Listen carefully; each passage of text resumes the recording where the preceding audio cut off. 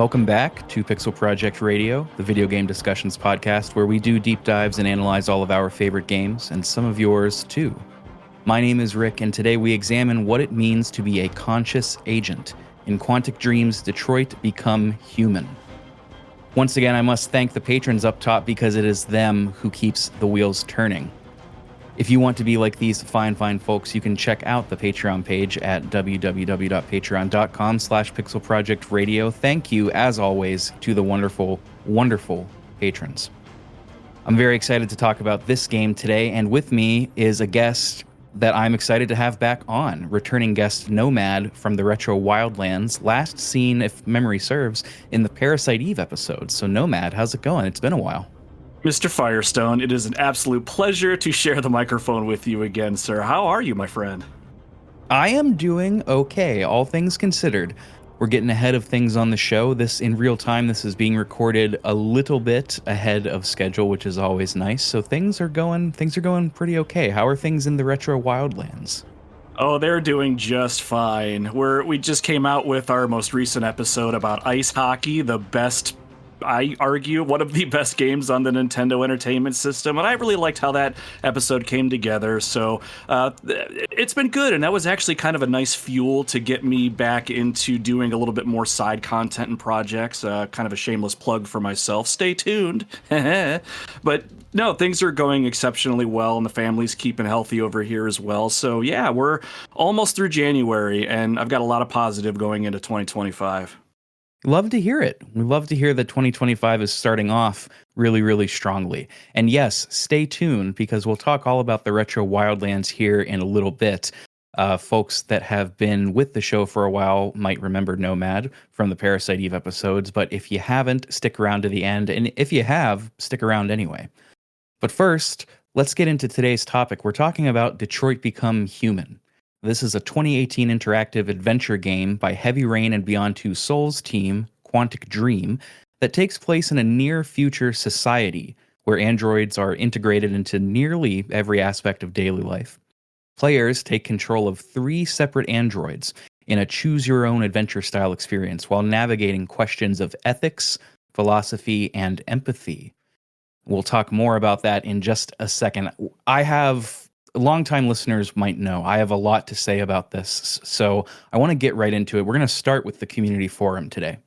For those that don't know, the community forum is a channel in the Discord server where I post what topics and games we're covering, and the community members of the server can chip in their thoughts, and I'll read them on air. Today we've got 2, and they deal with exactly what we're going to transition into and talk about with the themes and everything, so I wanted to read them up here.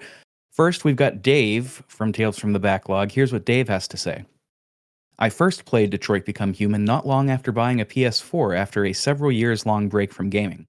I was initially wowed by the visuals and acting performances and enjoyed the developing story for a while.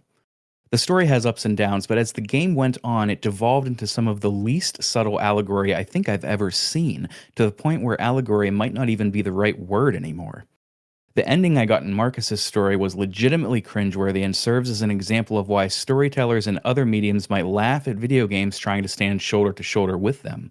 All in all, it was a game that I mostly enjoyed, then cringed at an ending so bad that it stained the time that came before it. One more community correspondence. It's pretty short, and we're going to talk about this directly after. So here is Mike, Discord regular. Here's what Mike has to say. I rented Detroit through GameFly years ago at a time when I was trying to force myself to finish games by tying them to my wallet. Yeah, I know that feeling. Sadly, and there's a question mark in parentheses, I remember almost nothing from the game. I got Kara killed by not moving when her owner told me not to move, and that just made the game that much quicker. It didn't have any memorable moments for me and was barely a blip on my gaming radar. More on that soon. Thank you both for writing in. The endings, the choices, and the writing are going to be touched on throughout the entirety of this episode, so I want to jump right in. Personal histories and overall thoughts. So Nomad, we talked a little bit before this episode started. What is your personal history with this game? When did you first come to know of it or to play it? And have your feelings on it changed since then? So oddly enough, when this game was first announced, I was somewhat sheltered to its release and any sort of advertisement or trailer or anything. It was one of those games that I had heard about from a friend, and it was very surface level. Hey, Quantic Dream came out with another game. If you like Heavy Rain, if you like Beyond Two Souls, you might like this one. And that's really all I knew going into this game. So I had no desire to go out and find it, but I can't remember what year and month it was. It was several years ago, but PlayStation featured this game as one of their PlayStation Plus titles, so I ended up downloading it for free. Oddly enough, when we started the game up, my wife and I, we didn't have the kids. They were at their father's. It was just us. And we decided to pop this game in. And we ended up spending the entire weekend. I started Saturday afternoon, and I think we finished this game Sunday mid afternoon as well. Oh, wow. Oh yeah, we went through the game start to finish, and I remember being very captivated by. Mostly at first, it was the presentation of this game, the visuals. I argue, even having replayed it more recently before you and I jumped on the microphone here, Rick, I was floored by the presentation of this game. I'm talking both visually, the character models, the acting, the voice acting, and the musical score is a personal favorite of mine as well. And a lot of that really drove this game for us. We were very just captivated by the fact that we're playing, quote unquote, arguably playing a video game at this point that plays out quite like a movie. And it captivated us. And at the end of the day, we both liked it. But it was one of those experiences at the end, we kind of looked at each other like, yeah, that was a good experience. But it wasn't really until I replayed the game recently, literally a couple days ago, I put a lot of time into this to prepare for this episode, that I looked at this game a little bit more critically than I did before. Before, it was just more of a, this is an entertaining experience that I got for free. Now it's, what were the developers and the writers really trying to relay here? And my opinions of the game, some largely stay the same. But I think my feelings on this game have changed over time, and after I have grown and matured, I think, in slightly older age. So I am very eager to talk to you about this game. Yeah, okay. So it sounds like you had a pretty similar experience to Dave, being wowed by a lot of the presentation at first. And then, we'll get into our thoughts about the writing, but I agree with you and with Dave too. The game looks, the way it's presented is really, really nice. I don't think I took advantage of it coming to PlayStation Plus. I distinctly remember buying this when it first came out. Heavy Rain I played back whenever it first released. I remember playing it on the PS3. And in truth, these sorts of games are guilty pleasures of mine. Listeners of the show will know, and Discord members might know too, that I am often extremely critical of David Cage and Detroit Become Human. While I don't like this game critically from a conceptual analysis standpoint, it is a guilty pleasure of mine. I'm probably going to play the next game that they come out with if they do another game. But I played it back then. I played it a couple times back then. I bought it on Epic at one point whenever I first got a gaming PC back in like 2020 or so. Played it then and then played it twice for this show too. And that's something that I wanted to say up top. Listeners that have heard me criticize this game and David Cage, they might be expecting this to be a sort of negativity fest. And I wanted to get ahead of that. The point of this episode is not to be overly negative. There are good things about this game. The presentation, which we've talked about a little bit, and we'll get into that more here. But this game, to me, rather than exploring the genuinely fascinating philosophical and ethical questions the story brushes up against, things like what is consciousness? What does it mean to be alive? What are the risks of increased AI reliance? Or what are the ethical and moral considerations of a sentient AI coexisting among humans? Detroit walks by them, but it ends up being more of a window shopping experience in preference to a summer blockbuster action movie. And this is, I think, a considered design philosophy choice. And to me, this squanders the effectiveness. Now, what this isn't going to be is just me shitting on this game for 2 episodes because I don't think that's fair. I think that's easy, and I think that is completely without substance. There are no shortage of video game podcasts that just like to be negative, and I apologize for going off on a tangent already, but there are no shortage of video game podcasts that just like to be negative because, I mean, it's like that classic Simpsons quote, Homer, it's easy to criticize others, and then what does he say? Homer, it's very easy to criticize. Fun, too. Right? It's easy and it's fun, but it has no substance. It's like masticating on Jolly Ranchers. It's pleasurable in the moment, but it does nothing good for you or for your teeth. It's just a net negative experience after you get past that initial pleasure. And that is just shitting on things for the sake of shitting on them to me. So we will be very critical, or at least I will, of this game, but I'm going to do my best to offer my personal takes on what it could have done better, what it could have done differently, why these things don't work, rather than just saying, yeah, this sucks shit, this sucks the stars out of the sky, or whatever you want to say. Yeah, I just wanted to stress that up front. This isn't going to be a sneering jab fest or anything like that. We have a responsibility to not do that, I think. That's a whole other discussion, right, Nomad? Like, having a platform, you have to make a conscious decision on how you want to be perceived by putting yourself out there. And I do not want to be somebody that uses this platform for negativity. Criticism is not negativity. That is the mark of an immature critic, I think. Anyway, soapbox over. I apologize for going off so long right at the top. But I agree with you, man. I am really excited to dive into what makes this game cool, where it stumbles, and how both your thoughts and mine have evolved over the years.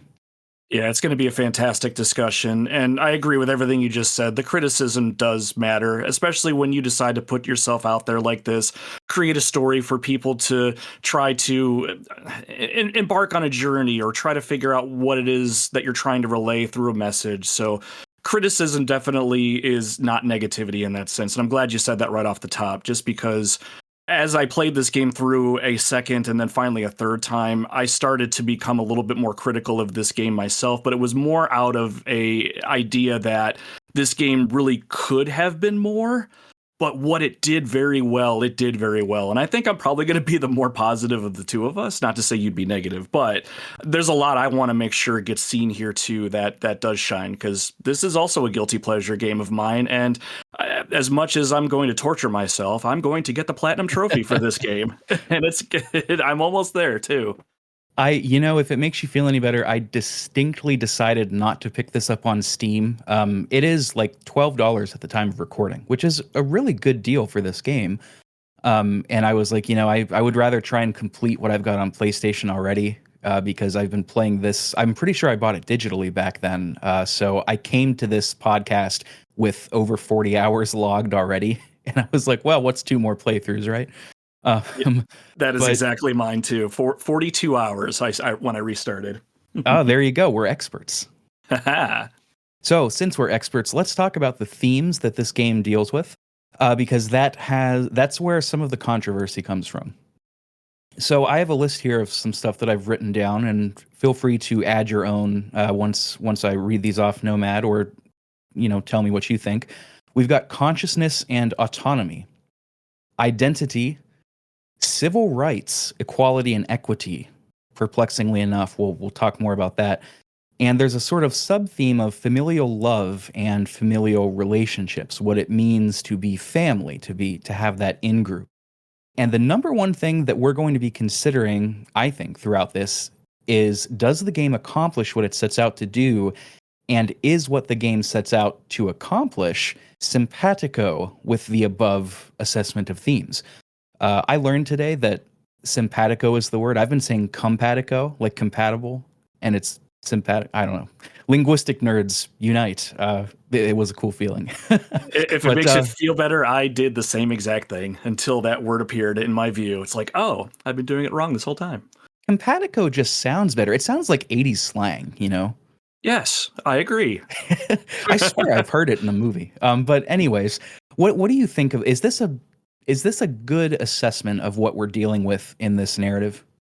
I think so. I think you nailed a lot of the thematic elements that appear in this game, but here's what I find interesting, and I know we'll get into it, but I almost feel as though the way the game was written, that they couldn't really decide on a core sort of theme for this game. I say that because someone asked me rather recently if I could sum up kind of what the theme of this game is. Like, if they go into this story narrative, what are they going to come out with?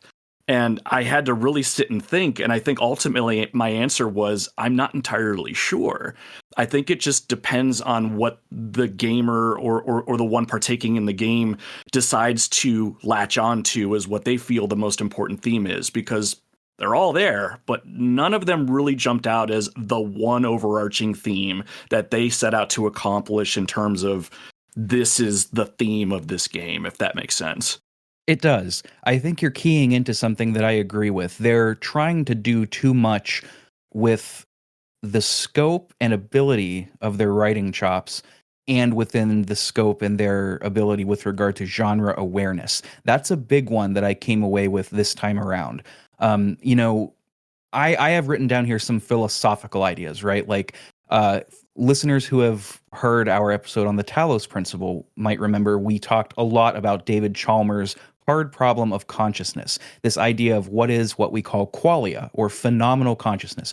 Qualia, or phenomenal consciousness, is what it means to be a human. What is the distinctive quality that humans have that make us different than cats or something else that's alive? Cats, birds, dogs, things like that. What is it? And this is something that philosophy and science still, there are no hard answers on this. Nick Bostrom is another one that I've been listening to a lot lately. Again, we talked about him during the Talos Principle with his simulation hypothesis, but he also does a lot of research on AI, and his takes on AI are a lot more nuanced than what they present here. He has a great interview with Alex O'Connor that I'll link in the description. And you had mentioned Nomad, some other media that tackles this. One that I came across today. Are you a Star Trek fan? Passively, but yes.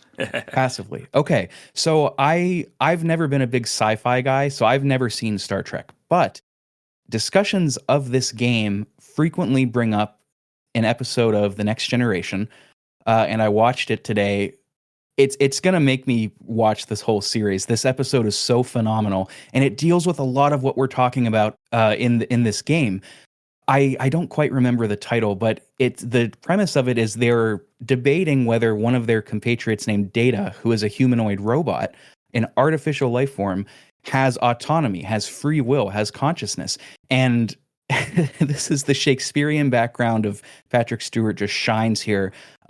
Because the writing is just phenomenal. I might insert some of it here. A single data, and forgive me, Commander, is a curiosity. A wonder even, but thousands of datas. Isn't that becoming a race? And won't we be judged by how we treat that race? Now tell me, Commander, what is data? I don't understand. What is he? A machine. Is he? Are you sure? Yes. You see, he's met 2 of your 3 criteria for sentience, so what if he meets the 3rd? Consciousness in even the smallest degree. What is he then? I don't know. Do you? Do you? Do you? Well, that's the question you have to answer. Your Honor, a courtroom is a crucible. In it we burn away irrelevancies until we are left with a pure product, the truth, for all time. Now, sooner or later, this man, or others like him, will succeed in replicating Commander Data.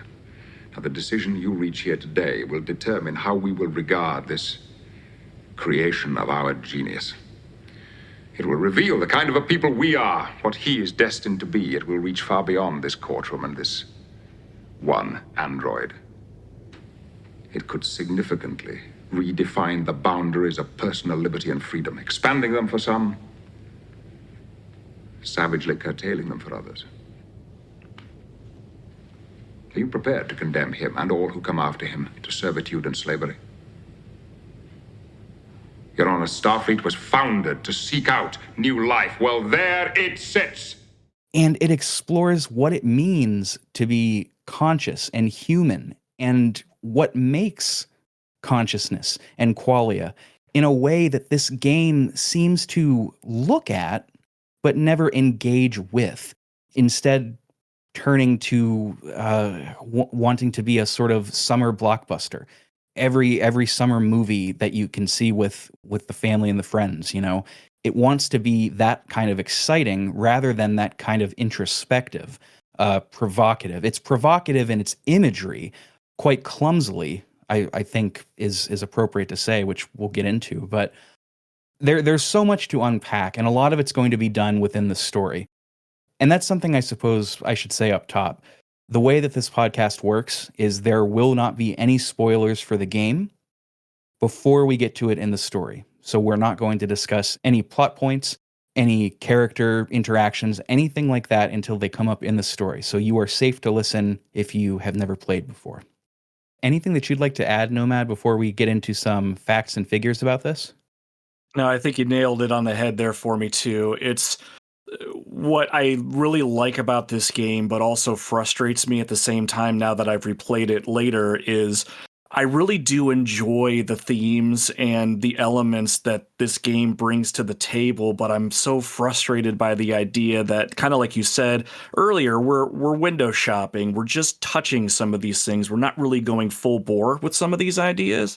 And it was really hard to relay that to my wife, actually. I was talking with her about the game after I had finished it, and it was one of those, there's so much here, but it's so shallow in some ways. So, yeah, you've already touched on this already, and I'll just reiterate it, but I 100% agree, and I think that's going to be a good basis for what we're going to get into. I think shallow is a good word for it, and a lot of this is going to be illuminated whenever we go through the story, right? The best way to talk about this is through example. That's part of why I love this format of doing like a book club style. And it shines on episodes like this. We are going to call out specific instances where we feel like there is a missed opportunity for really digging in and engaging with these ideas. And, we'll talk about it too. We don't want to give away the entire secret up front. We don't want to leave all the listeners not wanting for anything, right? We got to keep everybody hooked somehow. But I think suffice to say, I agree with you completely. It does leave one feeling a bit shallow, a bit hollow. I was wanting more. The interesting stuff, the really interesting stuff, just doesn't get engaged with.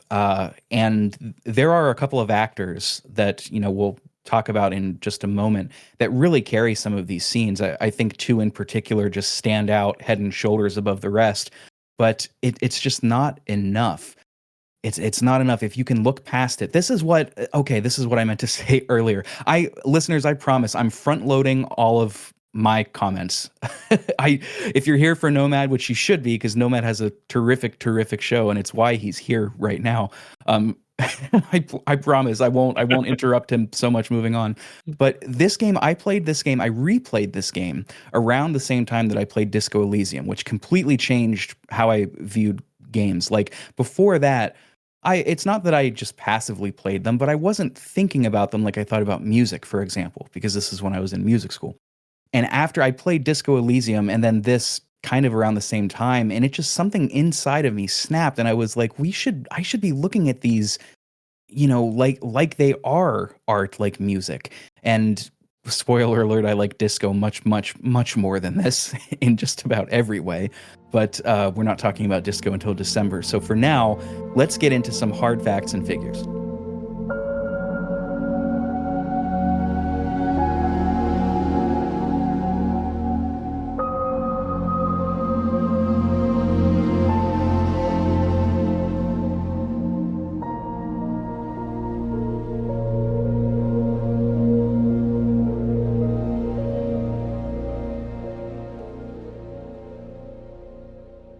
So, you can find all of the casting credits on the wiki, on the IMDb, or you could play the game. Of note, the development studio is Quantic Dream, as we said, published by Sony Interactive Entertainment. This is a capital A game. Capital G, too. Why not? Throw it in, free of charge.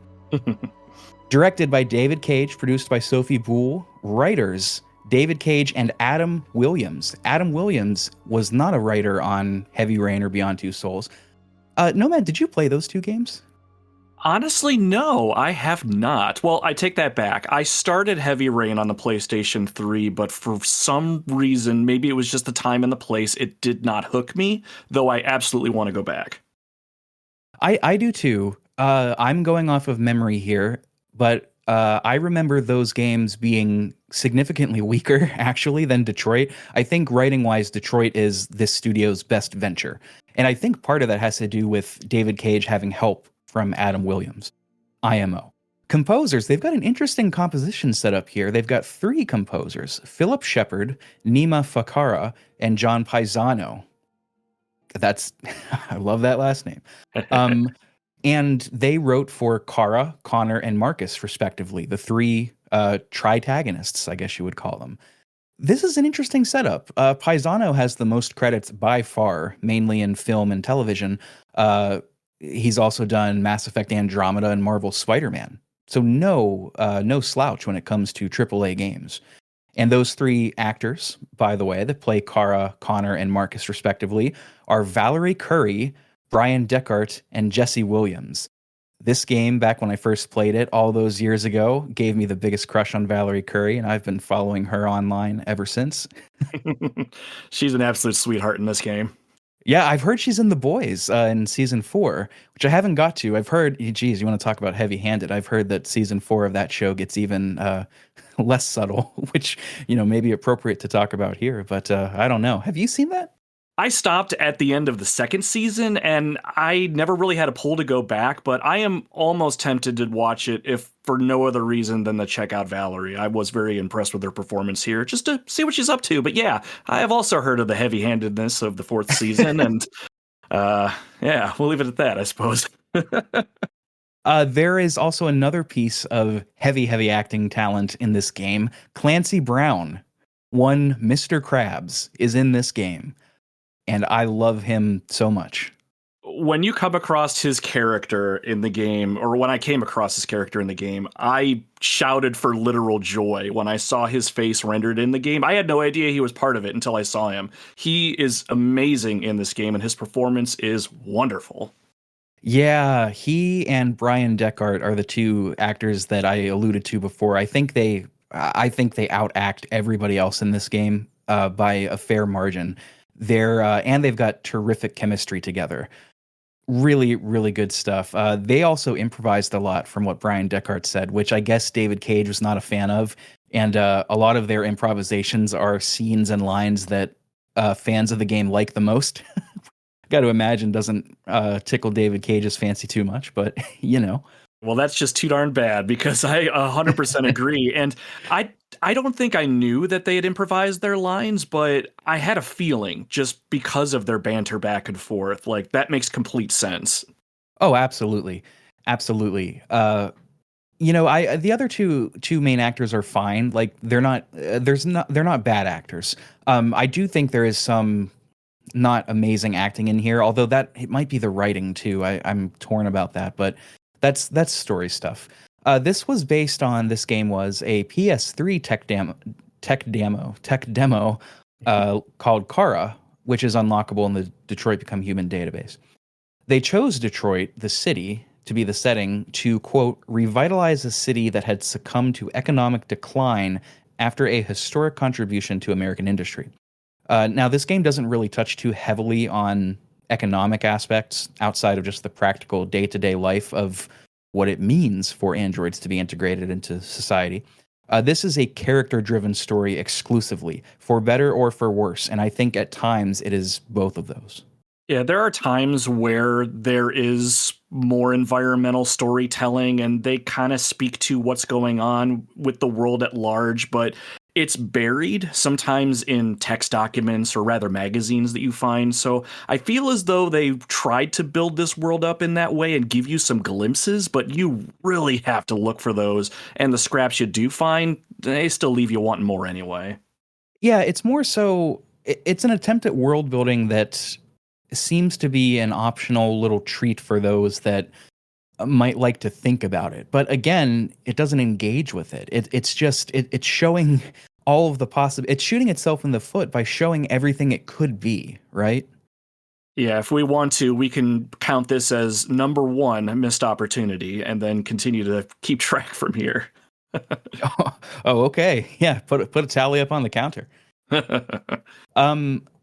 David Cage, we had alluded to the idea of choice. Quantic Dream's whole thing is that they love branching narratives, right? Think Choose Your Own Adventures, Goosebumps books, my favorite things as a kid.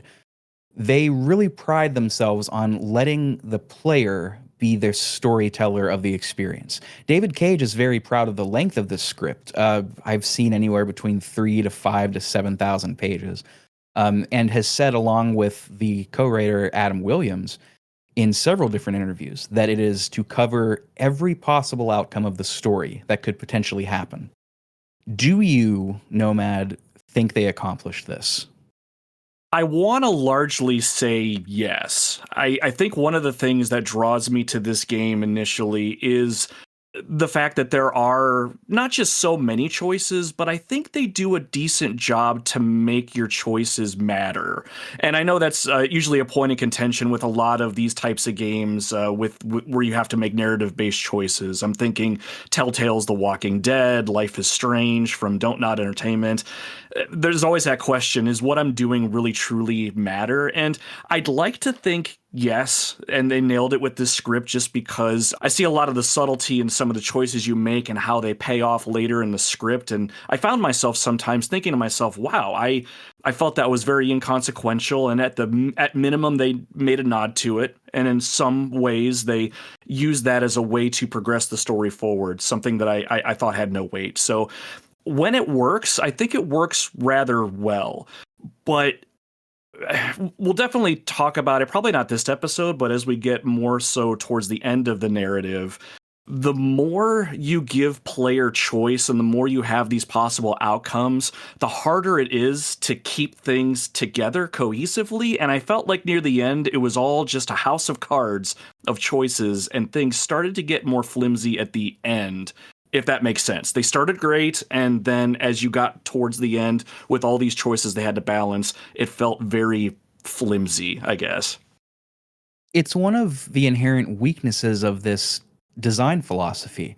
If you're going to account for that many different branching narratives and consequences, one, your organization needs to be really strong, and two, you have to balance character motivation, attitude, because there is an element of role playing in this, and just general writing quality.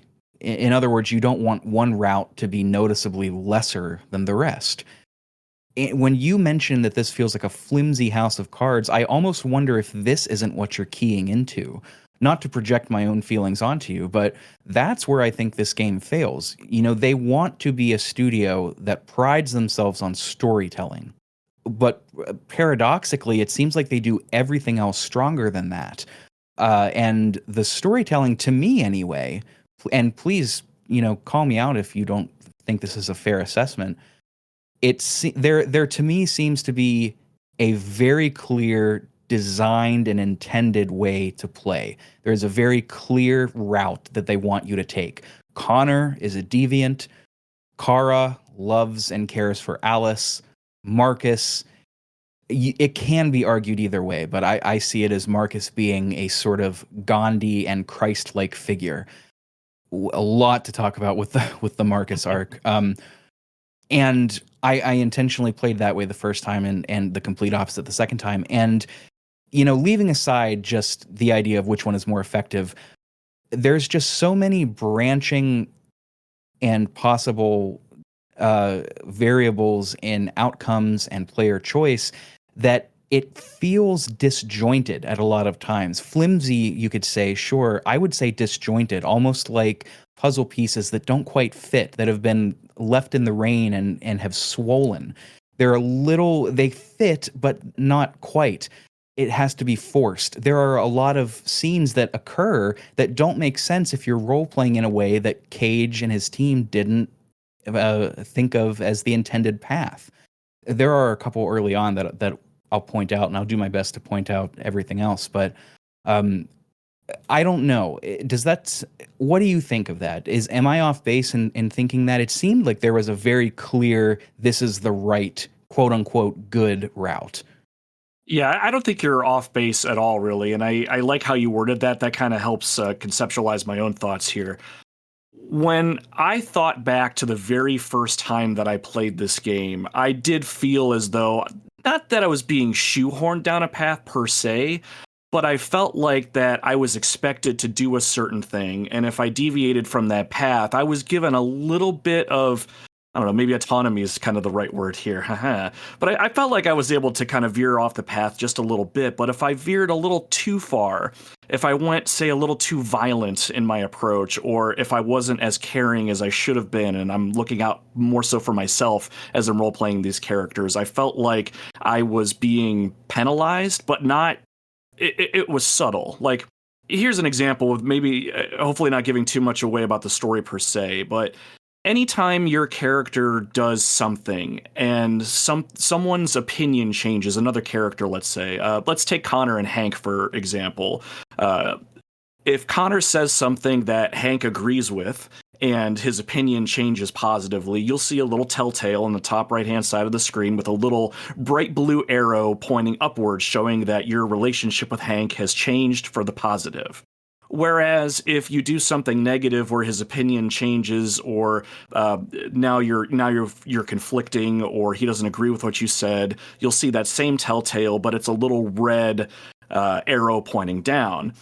That's kind of obvious in terms of whether a character likes you or don't, but when it comes to some of the choices you make, sometimes anytime you see that little red arrow, that you see that you're doing something, it feels like you're doing something wrong. Even though you're not really doing something wrong per se, you're just taking a different path. I want to take my story in this particular direction, but the game's little red arrow makes me feel like I just made a bad choice.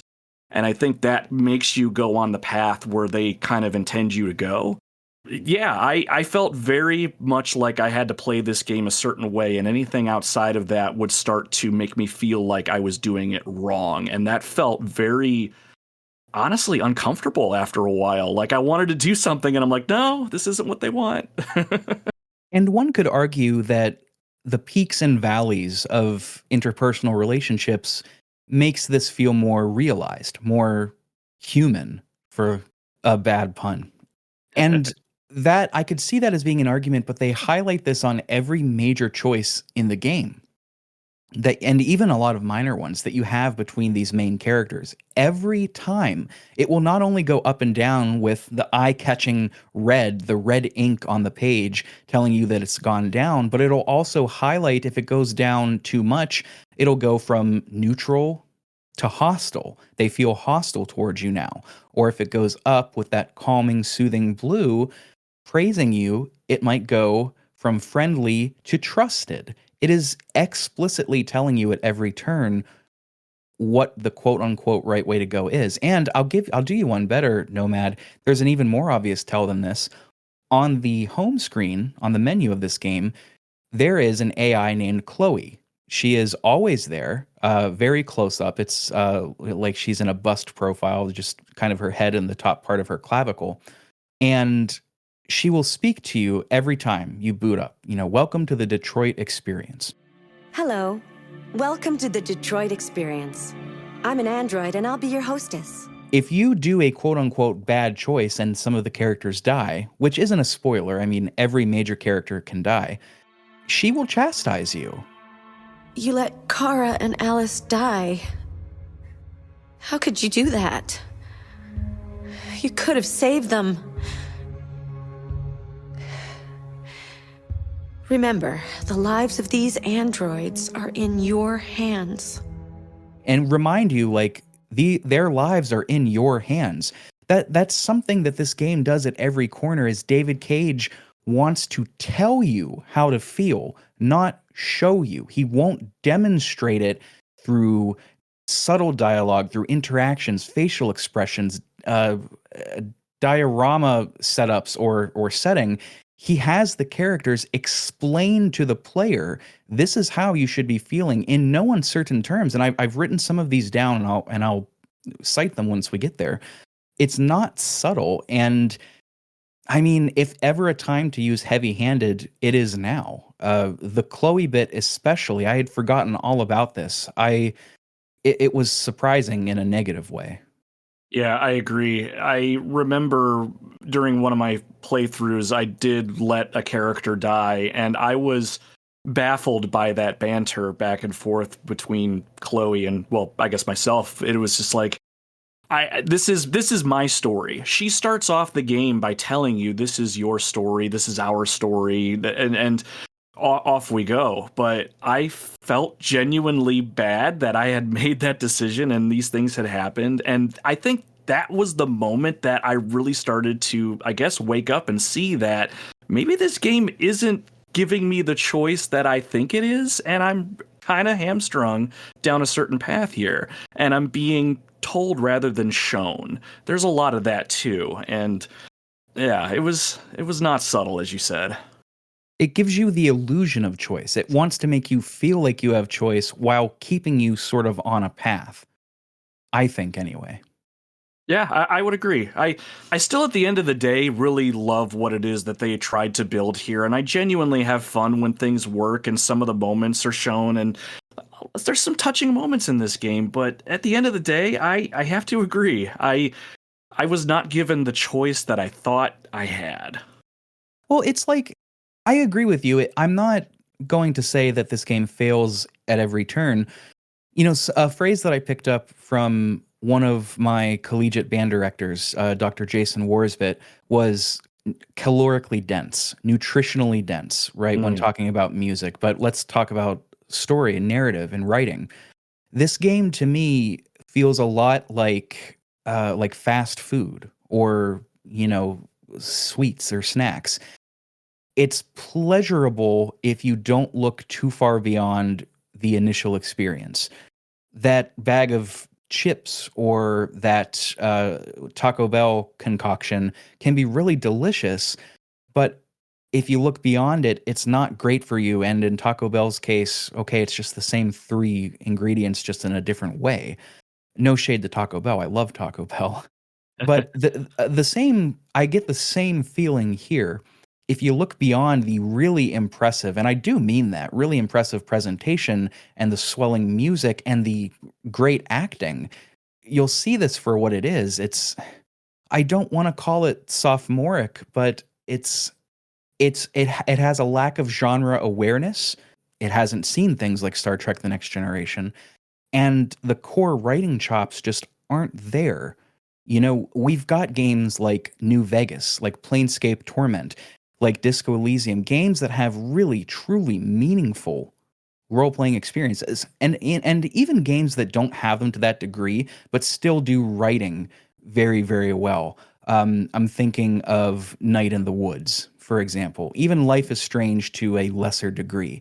Still role-playing, to a lesser degree, but the writing supports it. This, I just don't feel that it does, and the result is incoherent, if you want to be really negative about it, but disjointed or flimsy, as the two of us have said, if we're being a little more positive.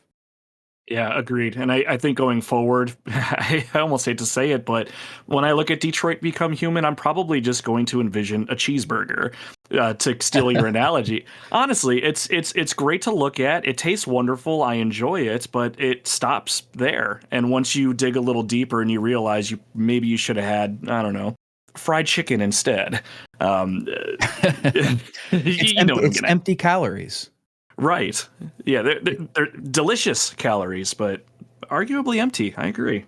But, you know, I don't, at the time of recording, I don't know if I'm going to insert that Next Generation speech from Picard, but even in that 2 to 3 minute thing, that just has so much more calorically dense goodness than a lot of what this game has to say.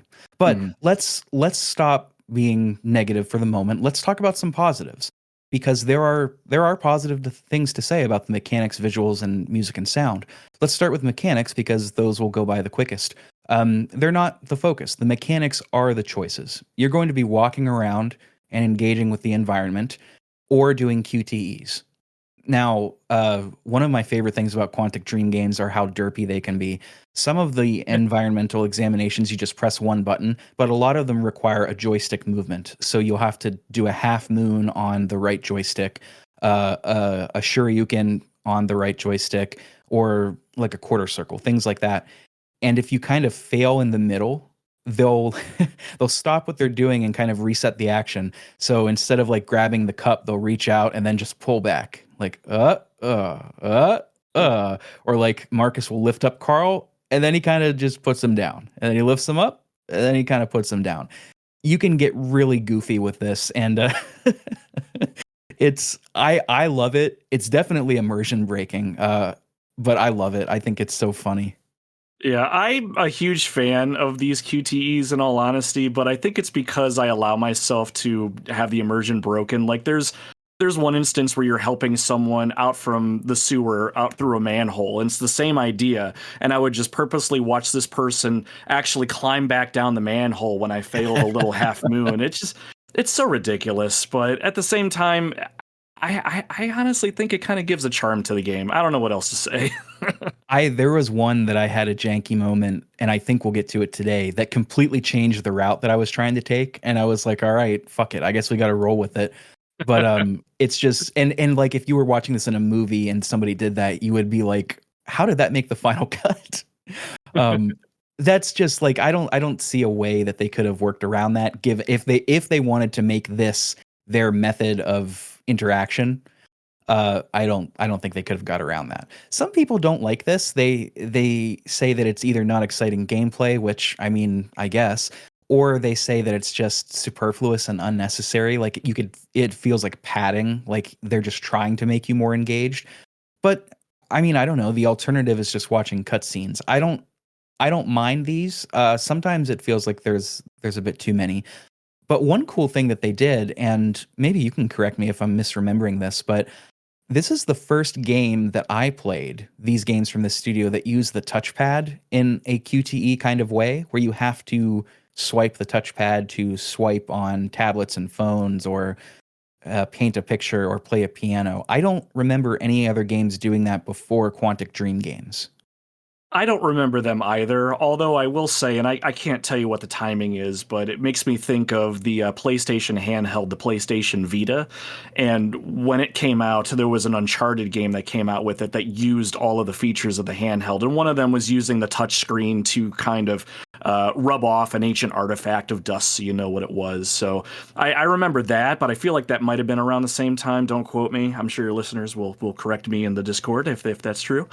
But I have to say, I kind of like these gimmicks in a sense, because I look at them more as I think they're not really trying to break up the monotony and trying to get you more engaged. I feel like this is how you're meant to really interact with this kind of story. Otherwise, like you said, you are just watching a movie at this point.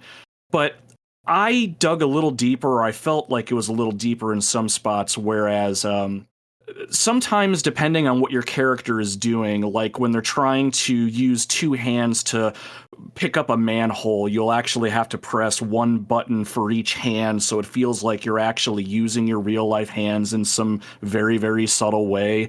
And also on the expert or the experience difficulty of this game, which is the default setting, it actually takes advantage of the PlayStation 4's I'm going to call them gyroscopic controls for lack of terminology, but you actually find yourself either tilting the controller one way or another to, say, pour a drink, or pulling down very sharply on your controller to snap something in place. They're very gimmicky on the surface, but I appreciated how they tried to get it to be just a little bit more immersive by having you do some different movements with your hands, but you can take them or leave them, and I know everyone's mileage will vary with that kind of thing. I like that they included them. They're not to my taste personally. I don't think they're bad, but I personally don't like them. I'm always afraid it's going to slip out of my hands and hit the wall, or like I'm going to rattle it and the innards are going to like dislodge and break. You know, I don't want to break my shit, and I don't want to do it playing a narrative game. That would be the that would be the irony that stings the hardest, is that it doesn't break playing Virtua Fighter, it breaks playing fucking Detroit Become Human. Well, at least you didn't smack your knee open like I did one time. I was in the middle of a QTE fight scene and I had to jerk my controller straight down, and I jerked it straight down on my kneecap. That was wonderful. You jerked too hard.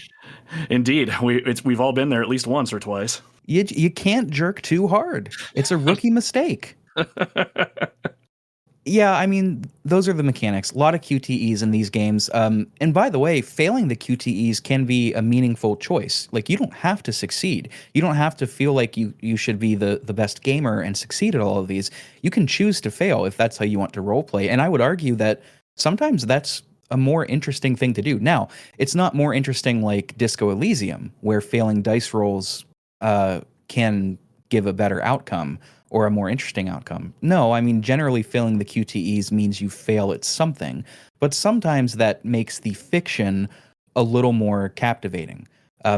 There's one that we'll get to today that I'll highlight. I hate saying that so much. I'm sure that bugs at least one listener out there, but appreciate where I'm coming from. I think criticizing and critiquing and analyzing this game and these games in particular, having those story beats to use as examples only highlights it, and I want to stick hard and clear to my no spoilers dealio before we get into that. So hopefully that's cool with you. But that's kind of the mechanics. Let's talk visuals. They're very good. I mean, that was actually, perplexingly and perversely to what David Cage wanted. The visuals are how this game sold. That is how I was working at GameStop at the time when this came out.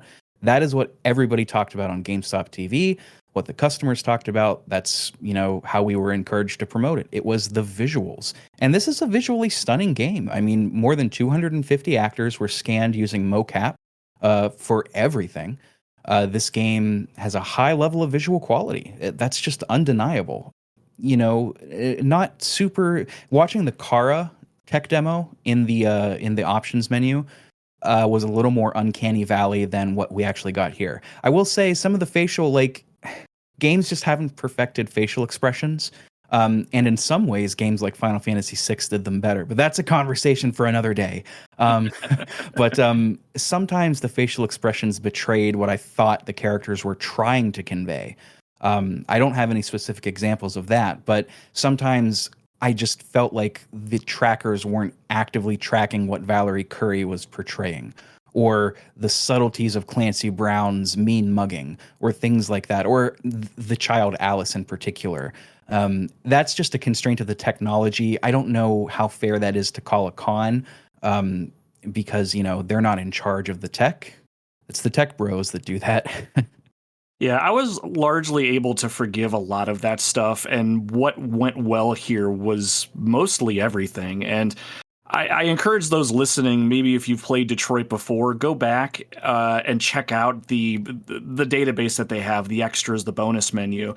And there's a couple videos that you could watch when it comes to some behind the scenes, when it comes to putting the game together. And I was very enthralled by how detailed they tried to make this game. I didn't realize that they motion captured practically everything and how they did it. And you can see that in a lot of the game's animations, even the characters' idle animations, or when you're moving them around in areas. It is very fluid. It looks very lifelike. I didn't feel like there was very many parts of this game that felt, I don't know, video gamey, I guess, for lack of better terminology. But I do agree, some of the facial animations, of course, could have been done better, because there were some instances where I couldn't quite get a grasp on how a character was feeling based on what their facial expression was. But I think it succeeded more than it failed in some senses there.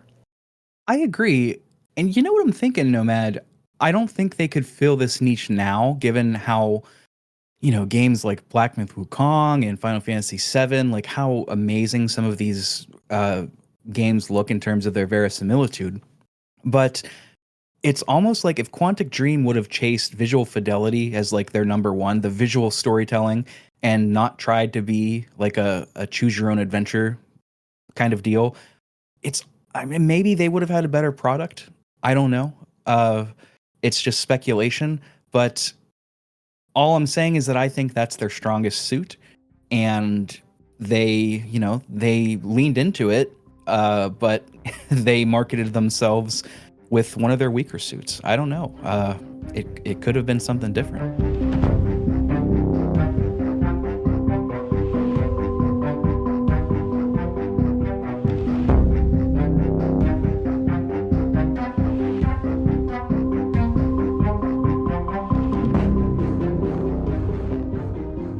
I want to kick it to you for music and sound, because you mentioned outright that you really love this soundtrack. So I'm very curious to hear, what about the soundtrack made it stand out to you? What did you like about it?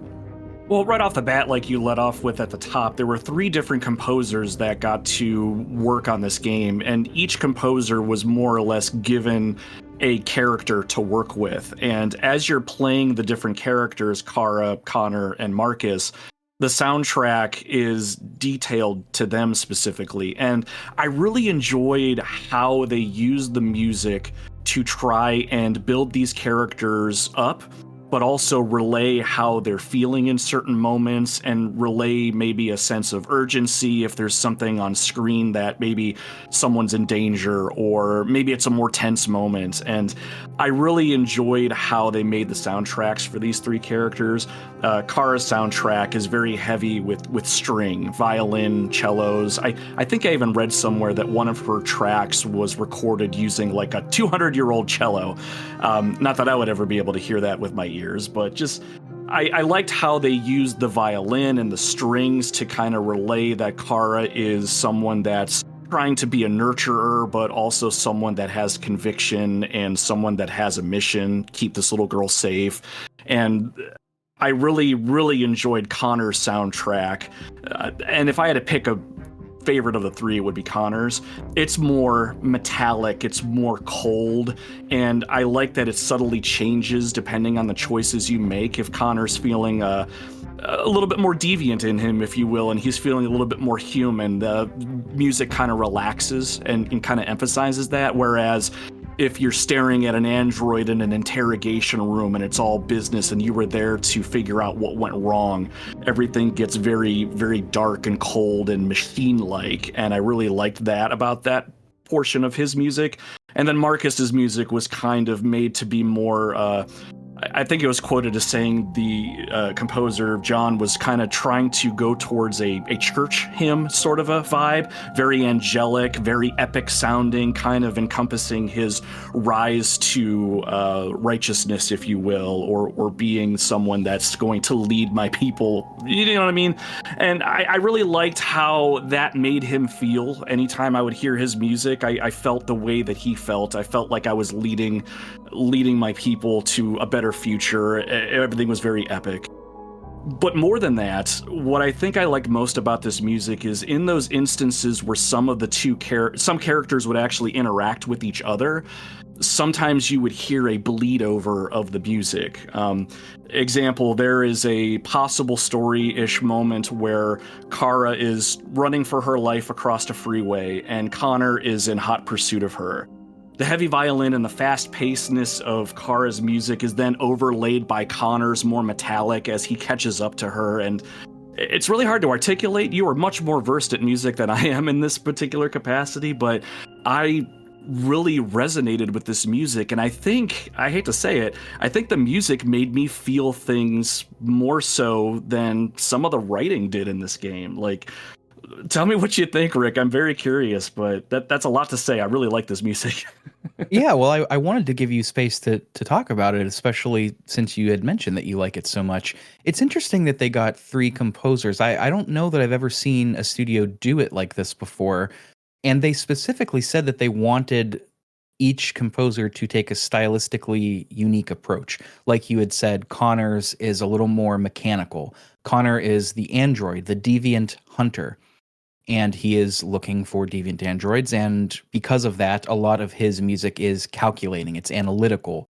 One of the cool, unique things that this composer did was use sort of like created instruments. Like he would just take some strings and string them across like 2 pipes across the room to get a percussive kind of found music quality. Very neat. Whereas Kara's music, I think the directive they gave that composer was like motherhood and warmth and empathy.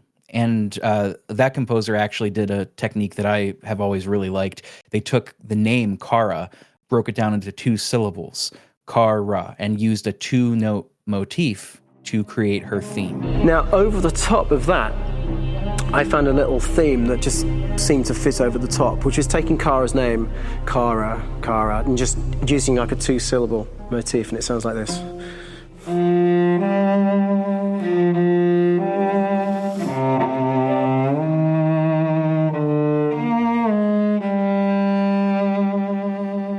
going to pull through this, Alice. As long as we're together, nothing can hurt us. This is all actually talked about in the music expose that's within the settings that you actually turned me on to. You recommended I check that out, so I did today. And it's very cool how you can see the melody grow out of that 2-note motif, how it's sequenced up and how it's built upon. Very, very neat. Even though they each were given a unique directive, it does have a sense of cohesion. I don't know that I would have known that this was done by 3 different composers had I not looked it up. You know, it's not as disjointed as the narrative can be sometimes. I thought the compositions were fairly cohesive and they gelled really well. Yeah, I absolutely agree. It's very seamless, and I agree as well, too. I had no idea that this was done by 3 different people until I looked it up and found that out for myself. It flows together so well, but it's so very distinct to these 3 characters, too. Like, I can't name very many movies that have a composition like this that makes you feel this specific way. I suppose the one thing that I kind of wish they would have experimented with would have been like different ensembles. Each composer had to score for a standard orchestra. They were recording, I forget the name of the orchestra, they recorded within Abbey Road Studios. But it was, it's a standard orchestra. It's your standard film soundtrack kind of sound. So you're not going to get a chamber group. You're not going to get any non-orchestral instruments like a saxophone or a guitar or a mandolin. That could have maybe worked. I'm especially thinking of some later, you had mentioned Markus and the sort of faith-based symbolism, which we'll get to. Having something like a Hammond organ or like a choir would have been very cool, but they kind of played it safe here and they wanted to keep that blockbuster sounding palette.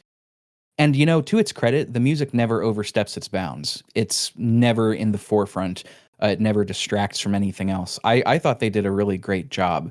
I'm maybe a little cooler on it than you, but I by no means do I think it's bad. No, it works very well, and there's certain musical pieces that stick out to me because of the particular moments that they accompany. A lot of the chase scenes really stick out to me for Connor, or some of the biblical imagery that we'll see with Markus. While maybe some of that can be a little heavy-handed, we'll certainly get to it, but I thought that the music went with that moment very, very well. Like, I agree, I kind of wish they would have done more with this, but what they have here, I don't know if I would change anything about it, especially with the way that they try to tell this story. I think I would say it's almost perfect. Speaking of telling their story, we're about to tell ours, which is by recapping theirs. How do you like that for some plagiarism? It's time to get into the story. This is where all of the cool meat will happen, just as a reminder, especially if you're new to the show. We do not spoil things before they occur. Chapter 2 won't be spoiled in Chapter 1. Chapter 30 won't be spoiled in Chapter 3. We just won't do it. That being said, there is one disclaimer I wanted to make. This game has a really branching dialogue tree and scenario tree. David Cage is proud of that, and we got to mention it. You can actually find these branching paths on the wiki, which I highly suggest. But all this to say, if we don't cover something that happens that really moved you, we might just not have seen it. I was looking at Chapter 5, which is a pivotal chapter with Kara. There are a lot of ways that can go down, and I'm not going to lie to you, I haven't played it through that many times to see each of those outcomes. So there's some that we just might not get to, and if that's true, one, we apologize, but two, tell us about it in the Discord server. There's a discussions channel, and start the discussion. Keep it going. Like I always say, I am never aiming to end a conversation on this podcast. This podcast is not a punctuation mark. If it is, it's a semicolon because I want to invite you to start the next clause. But before I make any questionable syntactic jokes and puns, let's just go on and move on with the story. So, thank you for sticking around so far. If you're dipping out because of spoilers, we'll catch you next time. But Nomad and I are going to venture out of the retro wildlands and into Detroit, Michigan to hear David Cage and Quantic Dream's tale about androids looking for purpose and what it means to be conscious in Detroit Become Human.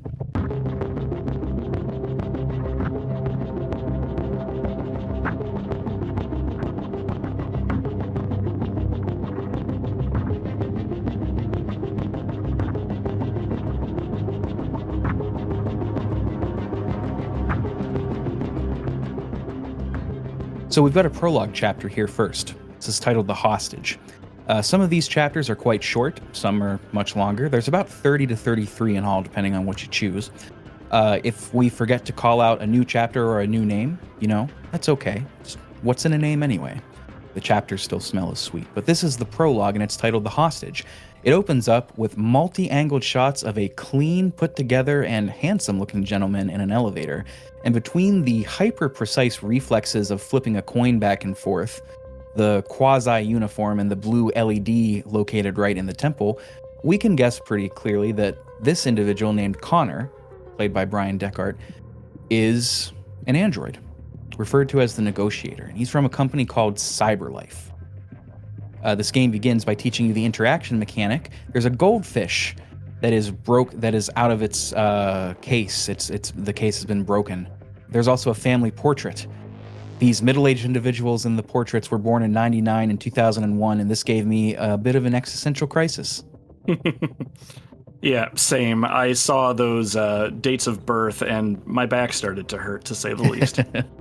So what's going on in this apartment, which, by the way, is the swankiest, most expensive apartment I have ever seen. I will never be able to afford something like this. What's happened is this family's android. Most families in this timeline have androids as sort of live-in. They're kind of a mixture of appliance, servant, and pet, kind of all in one. And we see that highlighted here. The daughter of this family was like besties, in her words, with this android. Androids will also do house chores, pay bills, call the police if needed, things like that. But what's happened here is this android has gone rogue, or what this game calls deviant. It's deviated from the norm. There's a deviation in the program. Deviant androids have broken and have started to exhibit human qualities. That's a deviant. And what this deviant has done is taken the young daughter hostage out on the roof. He has a gun, and we need to talk him down before he kills himself and the kid. Captain Allen, my name is Connor. I'm the android sent by CyberLife. It's firing at everything that moves. It already shot down 2 of my men. We could easily get it, but they're on the edge of the balcony. If it falls, she falls. Yeah, right off the bat, this section here just ramps up to 10, I feel like. And when my wife and I were playing this game together for the very first time, this is what hooked us into, we wanted to understand what this game was really all about. The visual presentation here is very, very high. When you're checking the fish or you're checking the family portrait, the way the game kind of stops and almost gives you the idea that you're looking at these things through the eyes of Connor, through the android. The visuals that pop up on screen are very futuristic. They're very clean. They're very sharp. It really starts off on a wonderful foot when it comes to the presentation, and we're put in a situation that has stakes right out of the get-go. And what higher stakes can you put on the table than having the life of a little girl in your hands? Good luck. Yeah, right away we're in an action thriller movie, right? It's very tense, it's very exciting. This game introduces to us right away 2 key facts of this experience. Mechanically, it introduces us to the investigation tactics. You're going to go up to different areas of interest.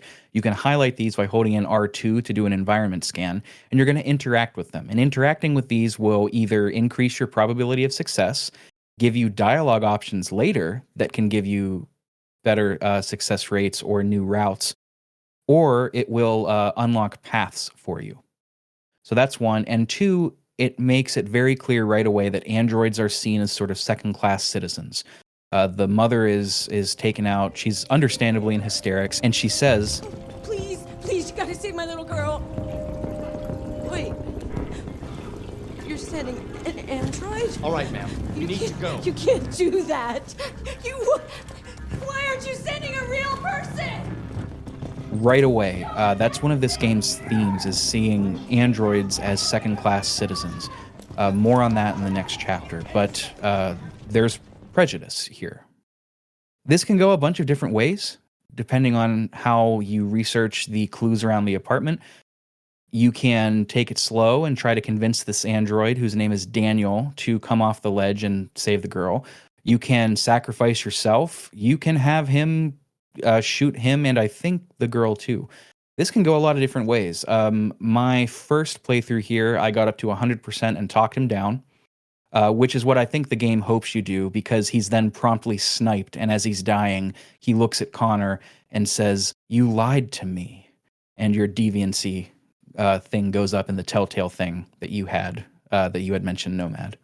Yeah, I had the same outcome the very first time I played this, and it wasn't really until I looked at the flow chart that I realized that this scenario can end 6 different ways, that I realized that, well, there is a lot of kind of choice that you have here, but really you just need to make sure that you're pressing the right button prompts or saying the right things. But I will say the one thing I did appreciate about this chapter is you're given control of Connor for a little while, and you're able to kind of maneuver around this apartment, the living area, the girl's bedroom, and I think one more little side area there too.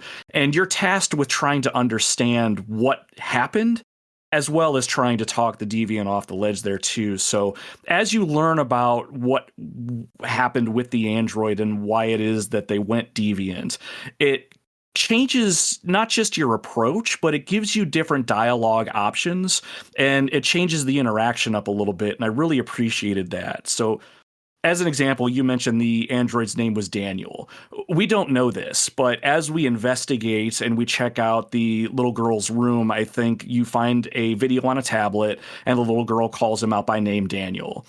If you go out onto the ledge and you start to talk to the android, having known this, Connor will address him by name. Whereas if you don't learn this, that interaction is slightly different. Now that's a subtle sort of an example, but you also find out that the father was going to replace this android. He had just placed an order for a new android, and you can figure that out by examining his dead body and the things that are around him.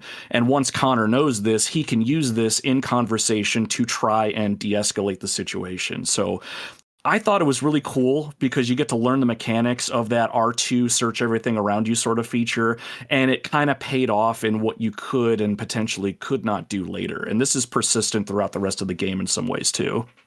Yeah, it also clues us into what causes deviancy. So as you had mentioned, the father was replacing Daniel with a new model, a new android. They had just bought it. So we can assume that heightened emotions might cause deviancy. Being treated as objects might cause deviancy. This to me, I don't think this is ham-fisted. They don't highlight this in a way that they do in coming scenes. This is fine, but this is something to keep in your back pocket, that deviancy is caused by either high-stress situations or being perceived not as autonomous agents. It's important. Another thing that this introduces before we end this chapter is the success meter. You know, as you're negotiating with Daniel, you have to choose dialogue options that raise your probability of success. Or actually, I can't remember if it's probability of success or Daniel's stress rate. But throughout the game, you're going to have to choose dialogue options that raise or lower the bar, depending on what the qualifiers are. And this can lead to some seriously disjointed dialogue. Like, this throws role-playing out the window because you're now chasing a mechanical qualifier, right? Is is probability equal to or greater than or less than what you're aiming for, yes or no? If not, you have to choose dialogue options to work around that. And that can really make it jarring. There's an interrogation in chapter 7 that puts this on full display. So I won't harp on it too much here, but that is a key mechanic. This chapter ends, it can end with you talking him down, he gets shot. It can end with Connor tackling him and saving the little girl. This can be the first time Connor dies. Connor can die a whole lot in this game. A whole lot. But this chapter ends, the prologue ends, in a POV view. You are in an Android store, and you're the POV of an Android. I really like this. I like being immersed and looking around at all the different people and eavesdropping. You see a slobbish fat man approach with the store rep. He's very unkempt. He's unshaven. He all but odors out of the TV. You can tell that you're not supposed to like this guy. And we are his android, in for repairs after a car, quote unquote, hit us. This is Kara, played by Valerie Curry. We car ride to Todd's home. That's the slobbish man's name, Todd. And as we do, the credits roll. We see the full city of Detroit. It highlights the economic situation. There are homeless with signs that say, androids took my job. Take any complaint conservatives had about minorities back in the 2010s and replace it with androids. And that's probably going to appear in this game. They took our jobs, they're poisoning our communities, etc., etc. It's strong, but it gets even stronger with the next chapter. Chapter 1, Shades of Color. Let's talk about Markus, because this is where we meet him, Jesse Williams. Markus's themes, we didn't mention this, you had alluded to it, Nomad. There are themes, these are Markus's chapter, Markus's arc features themes of slavery, and I mean that word with all the weight that it implies. Strong references and allusions to civil rights slavery, Martin Luther King slavery, the Underground Railroad slavery, while also painting Markus as a Christ-like figure. They play with live ammo in this game, baby. They play with it, and I'm using that verb deliberately because I don't think they handle it with care a lot of the time. No, I absolutely agree with that too. And I don't want to say that I was put off, maybe just surprised in the very beginning in this particular chapter to see a lot of this. Like right off the bat, we're pretty much being set up for what this world is and how humans perceive androids, and that messaging is very strong. But they continue to really press this upon the player in some ways that I was kind of taken aback by. Not offended by or anything like that, but just more so we're doing this kind of a vibe there. There's one instance where you can walk by a mob of protesters that are protesting the androids. You took my job, you took my livelihood, and all of that. And you can, if you stray too close to them, they will physically accost Markus and beat him down to the ground until a police officer comes over and breaks things up, who actually doesn't even seem all that interested in what's going on. He just has to do a job, and he's doing it. Yeah. Where the fuck you going, Tin Can? What are you doing? No kidding. Hey guys, check it out. We got one of those tin cans here. Look at this little motherfucker. You steal our jobs, but you can't even stand up. And for me, it was, I mean, I haven't been a part of any sort of rallies or anything in my life lately, I'll say, but I have never seen such a strong sort of physical message, at least in my real life before. And I thought, okay, I understand that an android is an android and it's a machine and maybe it's being viewed differently, but that was so in your face. And it was very, I was just very uncomfortable because, okay, I understand what the story is trying to shape up here, and I understand what Cage is trying to write into the narrative and show more than tell, but that was very abrupt and really, really made me uncomfortable. We should maybe point out, too, for folks that don't know Jesse Williams, who, by the way, it does a fine job as Markus, like really, truly, and is very well spoken in the interviews. In the bonus things you can unlock, more I say well spoken, just more so than the other actors that they interview. I really like Jesse Williams, but he's a black man, And that's part of what makes, not entirely what, but it's something we need to consider when we look at how he's being portrayed as a Christ-like Messiah for racial justice. It is not subtle once they start pulling the allusions to slavery. The word slave is used a lot in this game, a lot, by everybody. It is not a coincidence. And I actually took, this is going to be a surprise to you, Nomad, because it's not in my notes. I forgot to write it down. But I took screenshots of something that David Cage said. I think it was in a Kotaku article. One of these quotes is from Kotaku, one's from The Verge. He said this, quote, "The story I'm telling is really about androids," he told me in an interview after the demo. I guess that's the author. "They're discovering emotions and wanting to be free. If people want to see parallels with this or that, that's fine with me. But my story is about androids who want to be free." Here's the one from The Verge. Quote, "There is no big message to humanity in this game. It's just interesting questions that may resonate with your own personal values and just confront you with the consequences of your actions," end quote. Now, I am going to allow myself a few times throughout this series to be negative, and this is one of them. This is so fucking tone deaf to me.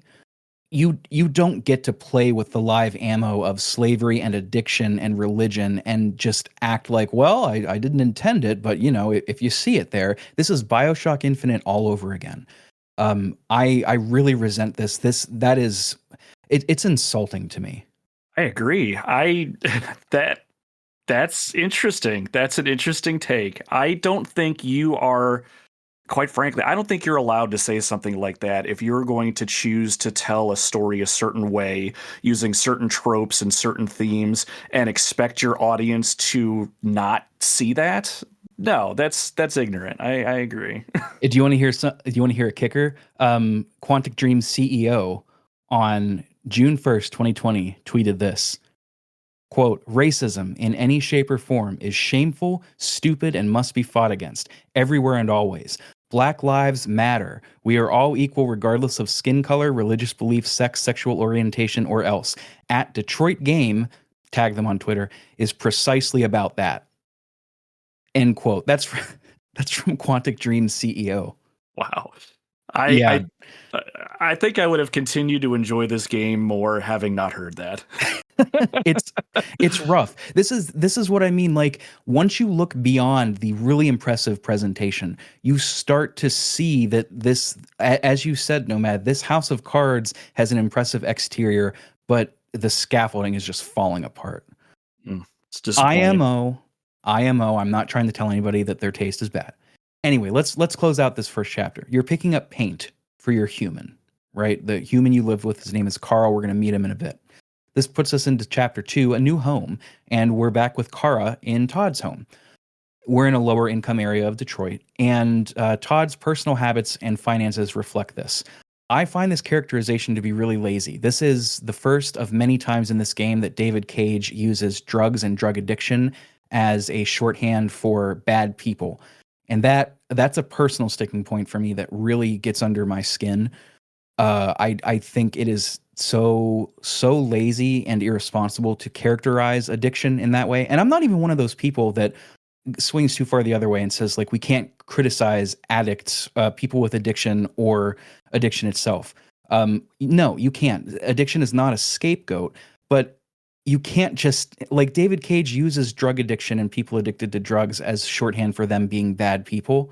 And they always look like shit too. And it just, this, you know, if you're listening to this and you think this is off base, just file it under Rick's personal taste. I hate this. It made me kind of mad.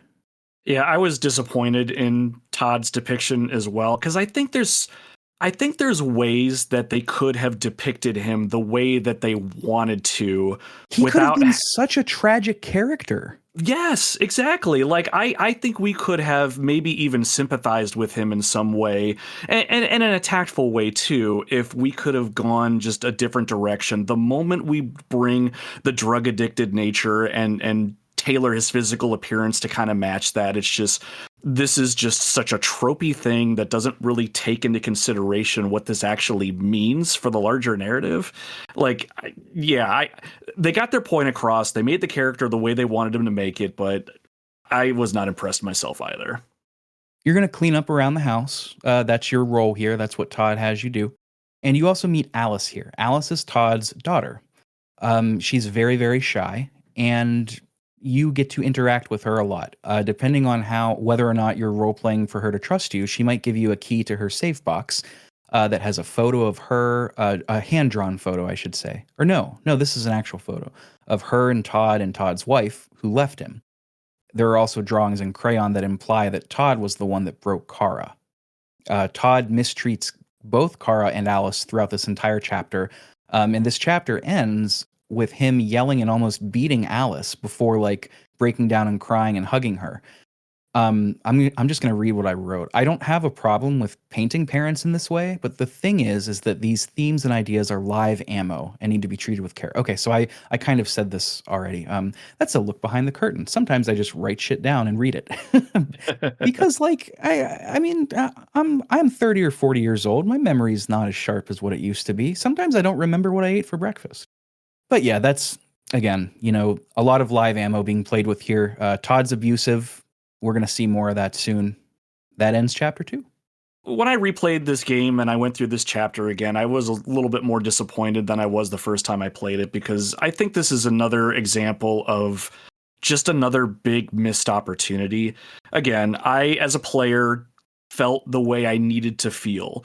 Uncomfortable, there was something wrong here, and you started to develop this feeling that even though this little girl has the personality of a plank of wood, you need to you feel compelled to protect her. So they accomplished what they set out to do for the player, but yeah, let's move on. I'm really glad that you pointed that out. Kara's arc if Marcus's arc deals with race and equity and discrimination, Kara's arc deals with maternity. The bond of a parent and child. Can an android be a maternal or paternal figure? Again, something this game doesn't actually engage with. It just suggests for you to think about it. Kind of like LaCroix suggests you think of strawberries while drinking their seltzers. I don't mind LaCroix. I like the lime LaCroix. That's what I go for. Well, you enjoy your LaCroix, sir. Hey, dude, I got to keep the calories down somehow. There you go. But that's the end of the second chapter, A New Home. We're going to move into chapter 3, The Painter. We're back with Markus now, arriving at home to the biggest freaking mansion I've ever seen, and let alone from an artist. You're going to take care of I really don't want to say owner, your human, Carl, played by Lance Henriksen. He's an older man with tattoos in a wheelchair. He's a painter. And you go to take him through his morning routine. You get his breakfast, his medicine, tell him the weather. I wrote that I'm almost more interested in the story of the apparent wealth disparity between these people because Carl lives in the biggest freaking mansion I've ever seen.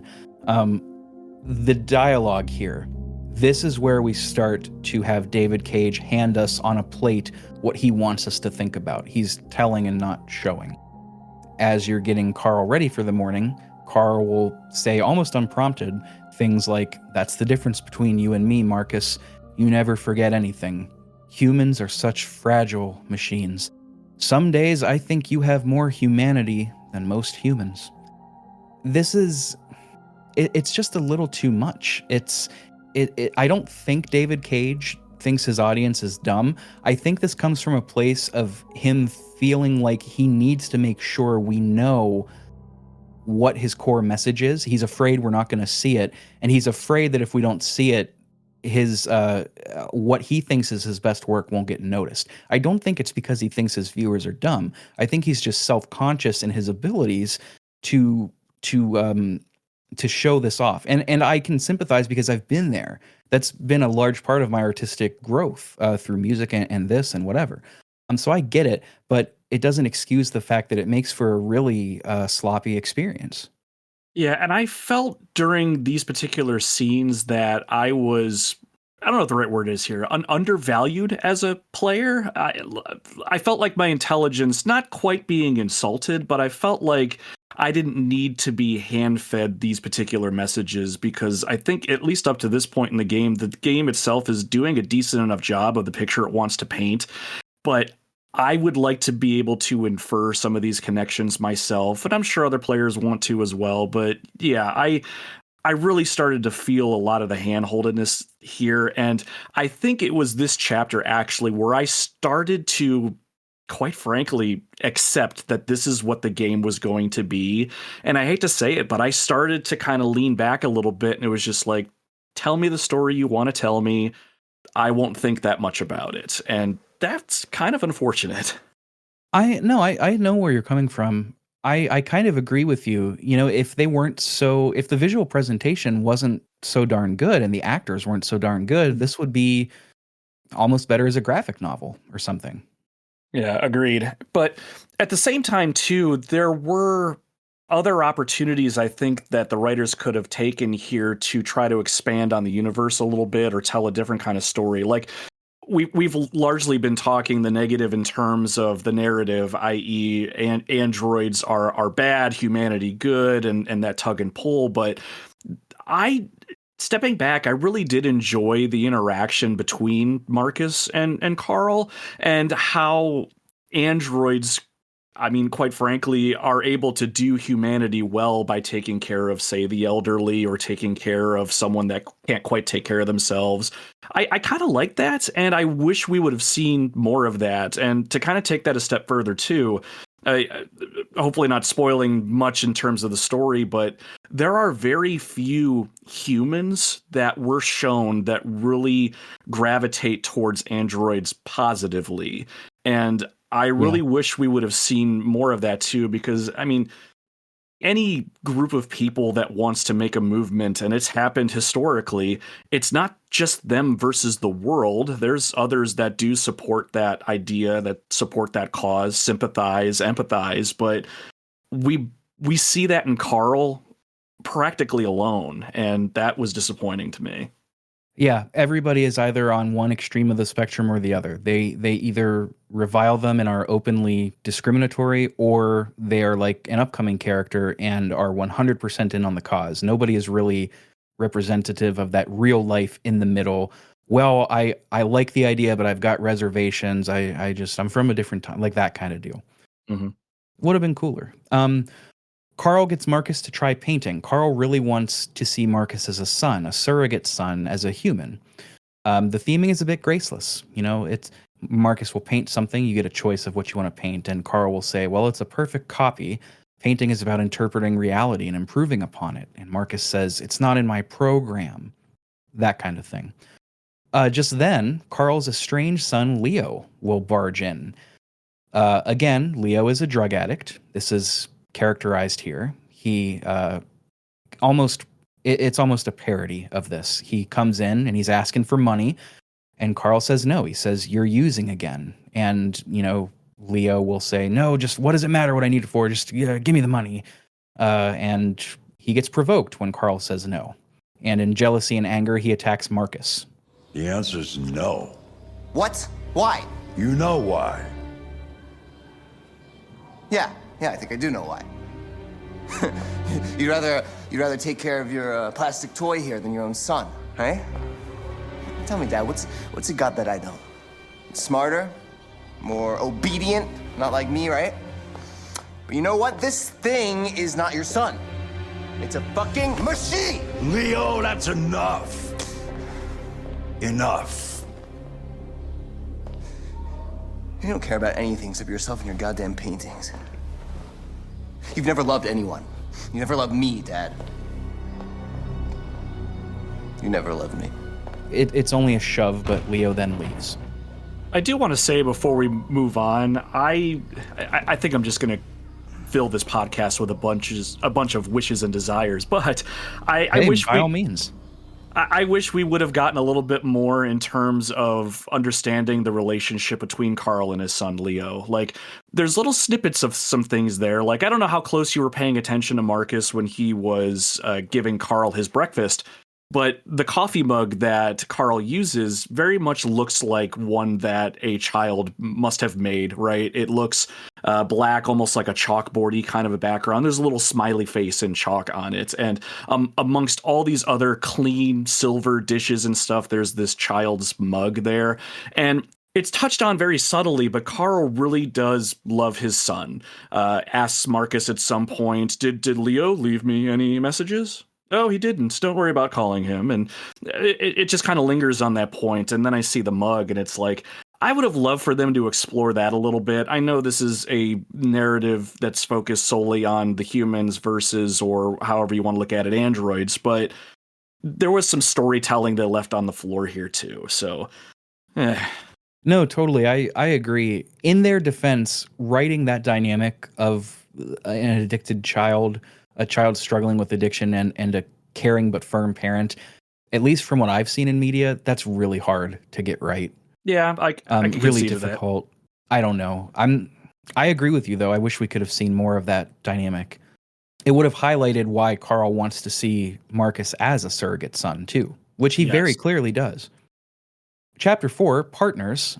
We are back with Connor again. We're looking for Lieutenant Hank Anderson at a bar called Jimmy's, where androids are not allowed. Hank was supposed to investigate a homicide, but he wasn't at the local station. We get to do some face scanning to find him, and looky here, it's Clancy Brown. Clancy Brown. I love it. Hank is a gruff and tough kind of cop, and he threatens to crush Connor like an empty beer can. He doesn't like androids. Lieutenant Anderson, my name is Connor.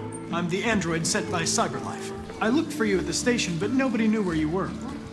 They said you were probably having a drink nearby. I was lucky to find you at the 5th bar. What do you want?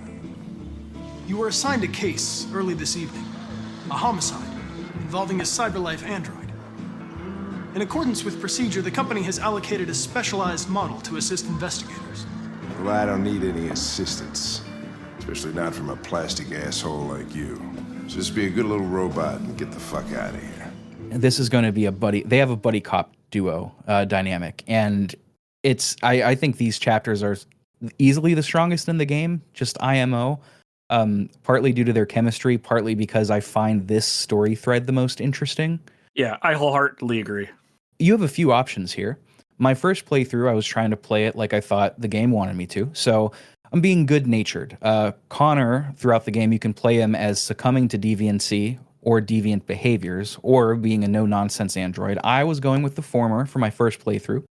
Being as human as possible. So Hank will warm up to you if you buy him another drink. My second playthrough, I was being an asshole, so I immediately made Hank turn hostile toward me because I spilled his drink.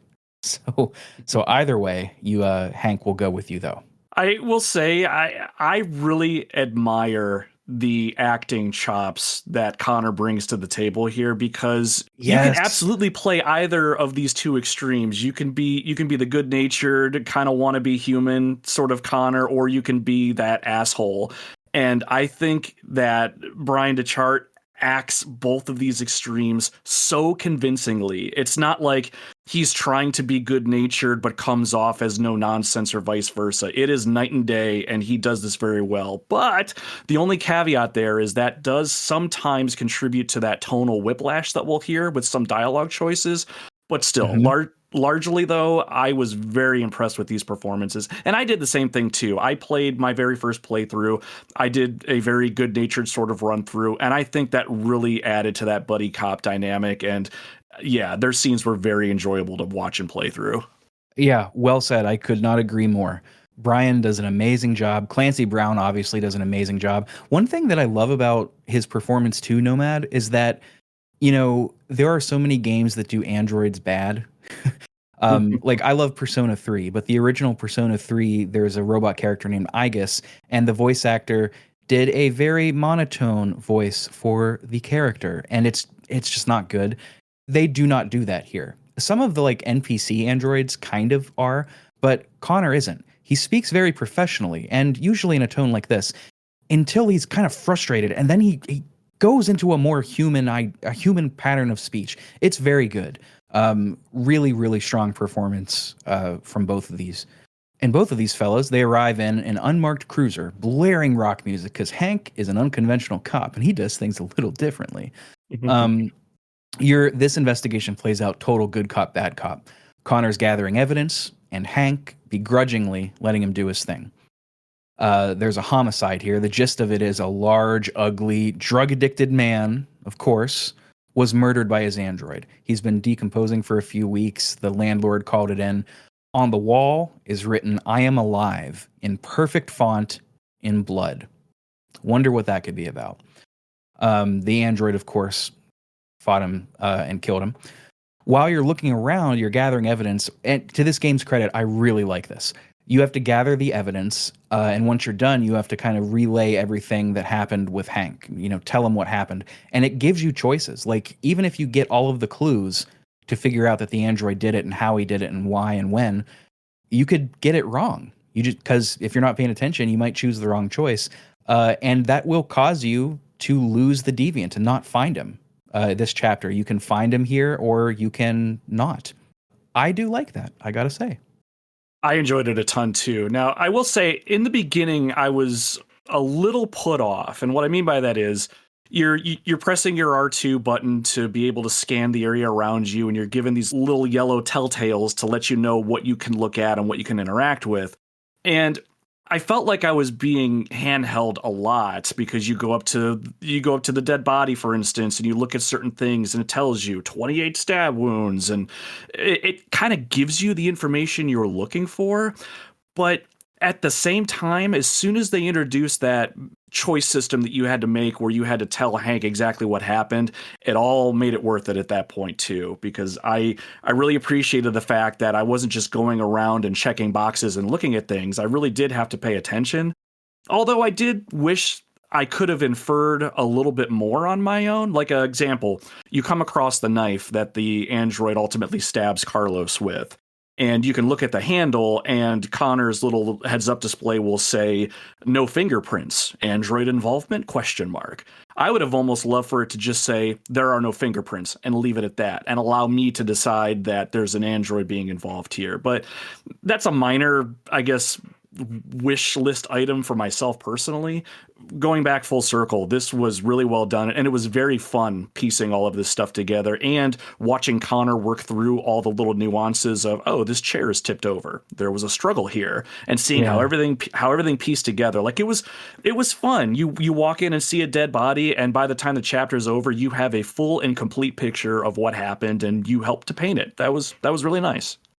I love that since Connor's a machine, he can sample blood. He can analyze it, and he does this by like tasting it, and that freaks Hank out. He's like, "Oh, Jesus Christ, what the hell, Connor?"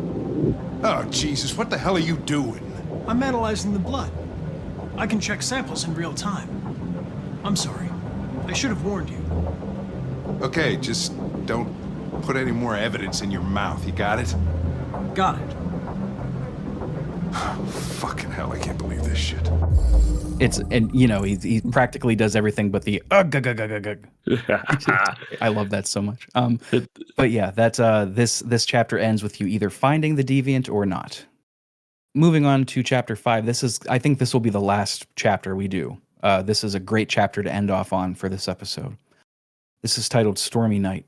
It's storming, could you tell? And Kara wakes Todd up from a drug-induced nap. It's supper time, you're getting all the supper ready. There's not much there. Todd is just taking out a shitload of personal struggles onto Alice. Things like about his wife and etc. What are you looking at? What's your fucking problem? Not the life you dreamed of, eh? Maybe you think this is easy. Maybe you think it's my fault we live in this fucking shithole.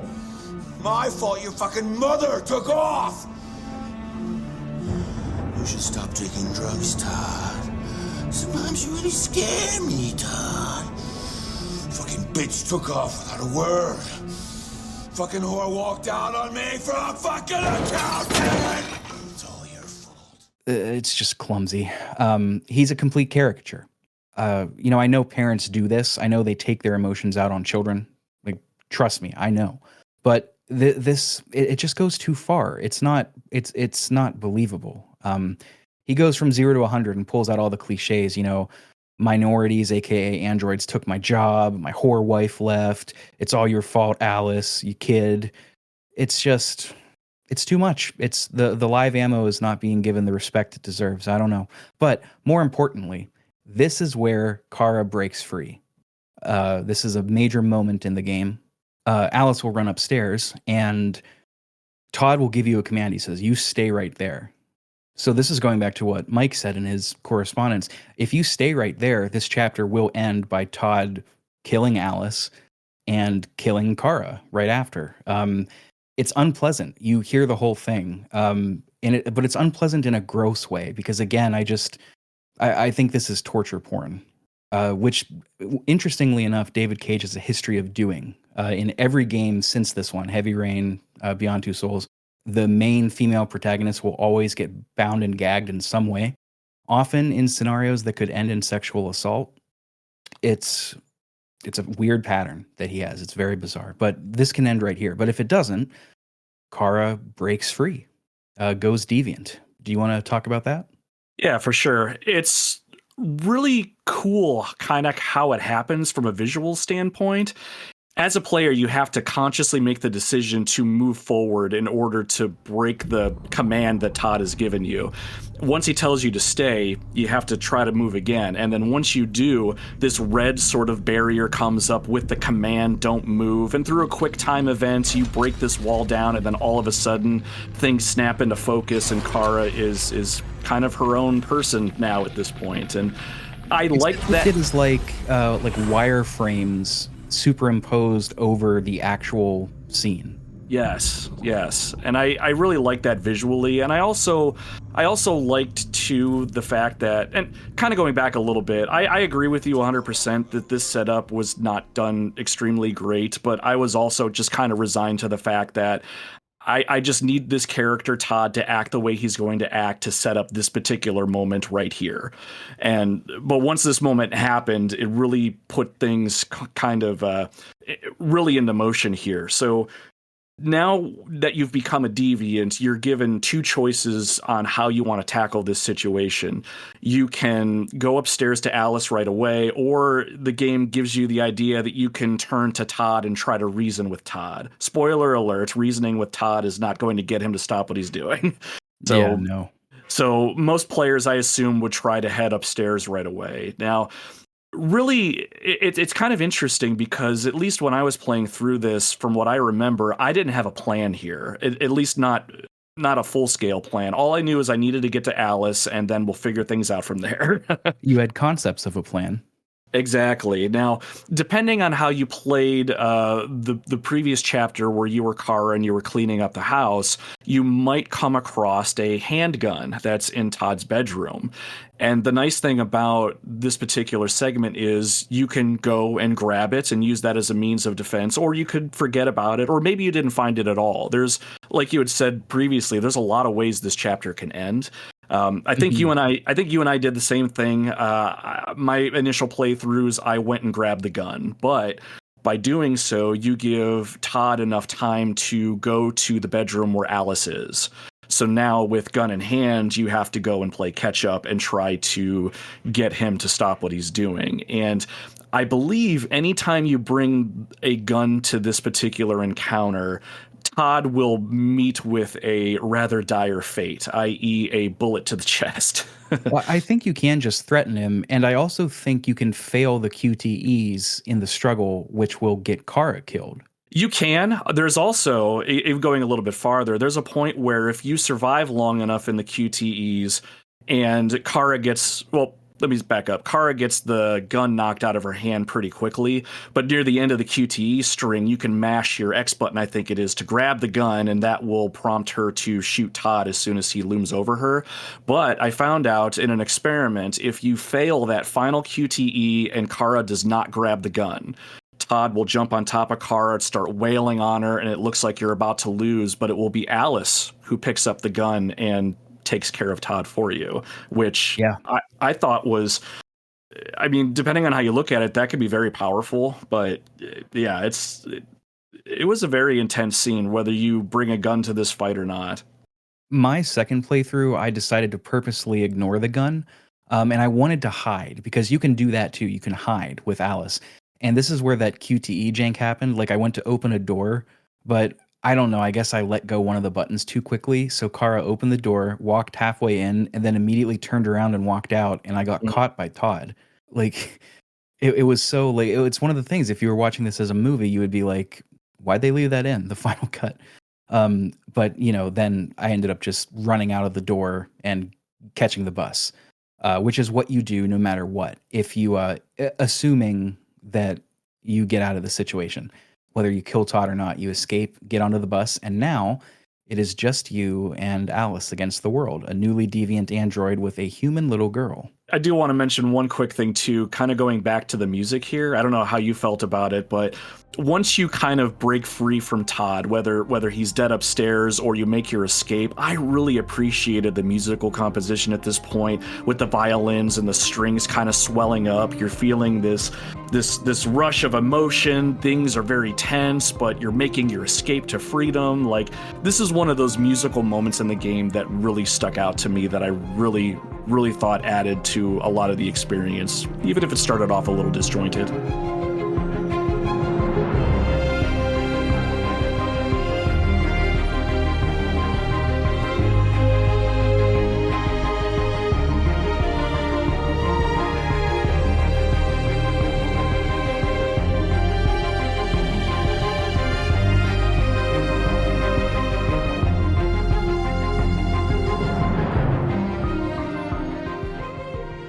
Oh, absolutely. I mean, we can, I think, pretty safely say if we're talking about presentation, we may as well include sound in that, whether it's acting or music, because I mean that's part of the whole package. And rarely is the music bad. In fact, I don't remember the music ever being bad. No, it's all very well done, and I think even how the chapter itself started off, this was also the point in the game where I think my wife and I then decided we're going to make a weekend out of this game, because while some of the themology here is a little heavy-handed, we're now vested again. We want to see what's going to go on with Connor and Hank in terms of how they're going to work together and what ends they're trying to meet together. And we want to see if Kara is going to be able to take care of this little girl and what's going to happen next. So even though there's a lot of weirdness going on and a lot of heavy-handed themes going on here too, there's something of a story here, and this is where my wife and I decided we're going to see it through. Totally. Yeah, I would be surprised if somebody wasn't hooked at this point. This is a really good hook. That's part of why we wanted to end it here. I mean, we don't know what's going to happen, right? At the beginning, it looked like deviants were villains and bad guys. And now that's us. And we see that it came out of a place of what we might call genuine empathy, the one true human emotion. So now we don't know what to think. And it's interesting because, too, we're also playing as Connor, who is a deviant hunter. So look, as sloppy as the writing can be, it's a very cool premise, at least. Kind of playing off that a little bit, I think that adds to the gameplay even further, is the idea that all three of your characters have different objectives, and sometimes those objectives conflict with each other, depending on how you decide to play your character. If you decide that you want Connor to be the deviant hunter that he was designed to do, what does that mean for Kara and Alice? You still have to control these characters, and I think that adds a really interesting wrinkle to how you make the choices you make, and how the story forms into what it ultimately forms into. So there's a lot of potential here, and some of it kind of comes to fruition. Others not so much so. Absolutely, man. I totally agree. By the way, this last time I just wanted to see what would happen if I did what Mike did and just stood. Don't like it real bad. But once you go back to the main menu, Chloe, this is where Chloe chided me for getting them killed, and she reminded me that these lives are in my hands. So I think I know what David Cage was going for with that. I think it's a bit much, but we'll talk more about that next time, I think. I think this is a good place to sort of leave off and start next time. We've got roughly 25 or so chapters left. Some go by pretty darn quick, though. So It's not an overly long game, like somewhere 20 to 26 hours for a playthrough. 26 is even probably kind of long, maybe like 18 to 24. Yeah, it's not too bad. And for the most part, you are pretty well engaged. So I felt like my time spent went by pretty quick. Or if you make an unfortunate decision and you lose a character, your game will get much shorter. Yes. Yeah. I mean, you will literally lose a third of the content if Alice and Kara die here. You just straight up don't get to do anything with them anymore. Which I do, good on them for like owning that and not like giving them an out and bringing them back. Kudos where it's due. That is good. I like that they had the guts to do that. Yes, 100% agree. And I have the guts to end this right now. Anywho's, we talked at the beginning, the Retro Wildlands. I want to talk more about that. It is a one-man show done by you, and I have to say, I'm not always a big fan of those. I think one-man shows are very difficult to do well. Yours is very, very good, and I like it a lot. So what I would love for you to do is to just talk about that a little bit. You had mentioned that you just did some new stuff with ice hockey, I believe, on the NES. So if you want to talk a little bit about some new stuff you've got going on at the Retro Wildlands, I think that would be just great. Well, Rick, I do appreciate the fact that you think so highly of my show. I coming from you, I really do appreciate that, my friend. When I started this project, when I started doing my podcast, I knew it was always going to be a one-man show, but I didn't exactly know what I wanted it to be. But what it has turned into is something that I'm very proud of, which is, nice segue, the Retro Wildlands.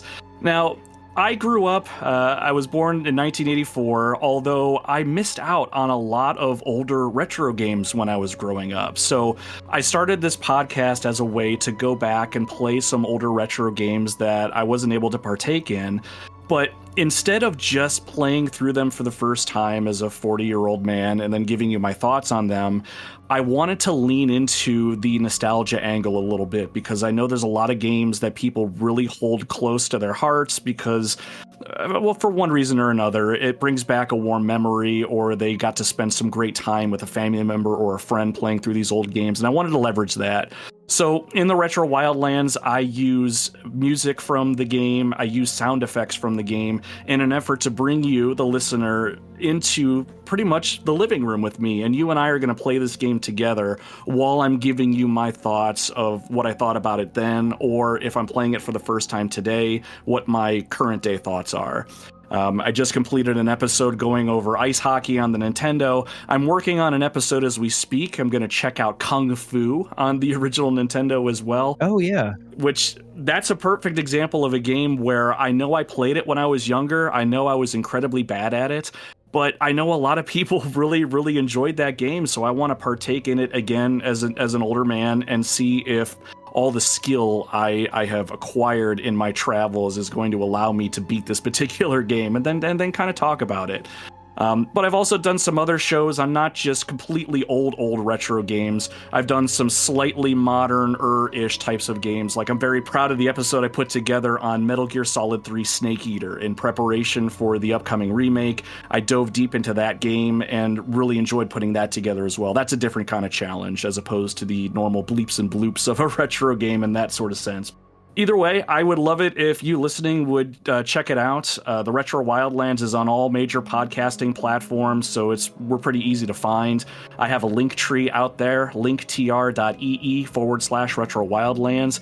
And my show is also part of the Superpod Network, network of gaming podcasts. You can check out the show at superpodnetwork.com. Yes, the link is out there, but it will also be in here because it'll be in the description. The first episode I heard was on Smash Melee, and the first thing I remember thinking is this guy has an attention to detail to sound effects that I can appreciate, which doesn't always happen because that takes a lot of work to get right and find sourced audio, source it yourself, get the levels right. It's challenging, but I think it shows in the product. It's really, really good, and you should all check it out. You can find all of that in the description. So once again, Nomad, I got to thank you. I'm really, really looking forward to doing the rest of this series. And until then, part 1 ends, part 2 comes next time. I am Rick, I am your host, and we will talk to you again real soon. Take care.